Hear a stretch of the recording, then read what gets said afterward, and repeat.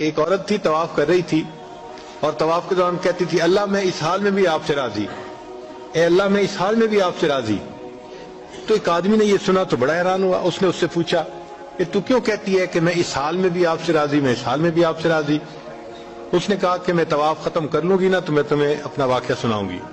چنانچہ اس عورت نے اپنا واقعہ سنایا کہ میرے 3 بچے تھے، میں گھر کے اندر ایک دن تنور پہ روٹیاں پکا رہی تھی تو میرے بڑے 2 بچے جو تھے وہ گھر میں کھیل رہے تھے کمرے میں، اچانک مجھے شور کی آواز آئی تو وہ کہتی ہے کہ میں نے جب شور سنا تو میں وہیں سب کچھ چھوڑ کے تنور پر آٹا روٹیاں تو میں کمرے کی طرف بھاگی۔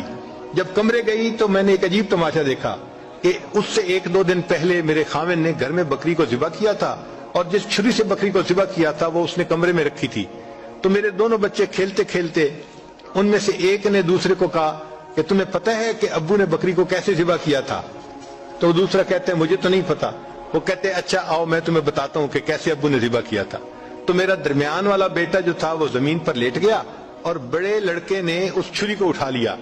اب وہ چھوٹا بچہ تھا اور اس کو پتہ نہیں تھا کہ چھری کتنی تیز ہے، چنانچہ اس نے اس کے گلے پہ جو چھری چلائی تو گلا تو فوراً کٹ گیا اور خون کا فوارہ چھوٹنے لگا۔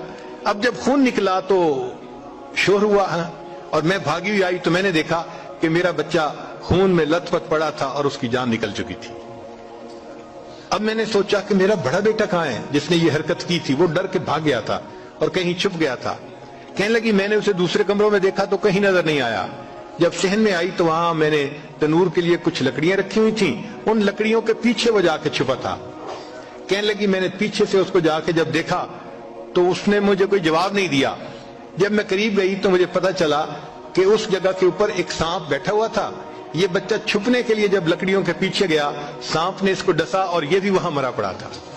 کہتے میں اس کی لاش اٹھا کے لائی، ایک بچے کو ایک چارپائی پہ لٹایا اور دوسرے بچے کو دوسرے چارپائی پہ لٹایا۔ پھر اس کے بعد میں نے فیل کیا کہ میرا تیسرا چھوٹا بیٹا جو کرالنگ کرتا تھا، رینگتا تھا، وہ کہاں ہے؟ وہ مجھے نظر نہیں آ رہا تھا۔ کہنے لگی میں اٹھ کے جب جو ہے تنور کی طرف آئی تو میں نے دیکھا کہ اس نے کرال کیا اور وہ تنور کے اندر گر چکا تھا۔ تو میں نے اپنے زندہ بیٹے کو آگ کے اندر پورا جلتا ہوا دیکھا اور وہ بھی فوت ہو گیا تھا۔ تو میں نے تینوں بیٹوں کی لاشوں کو چارپائی پہ رکھا، پھر ان کو نہلایا، ان کو کفن دیے۔ جب تینوں کے جنازے ایک دن میں گھر سے نکلے تو میں عمرے کے ارادے سے آ گئی۔ اب میں طواف کر رہی ہوں اور اپنے اللہ کو کہہ رہی ہوں اے اللہ میں اس حال میں بھی آپ سے راضی ہوں۔ آپ ذرا غور کیجئے نا اس ماں کے دل پہ کیا بیتی ہوگی کہ ایک دن میں جس کے 3 بیٹوں کا جنازہ گھر سے نکلے اور پھر وہ طواف کرتے ہوئے کہہ رہی ہے اے اللہ میں اس حال میں بھی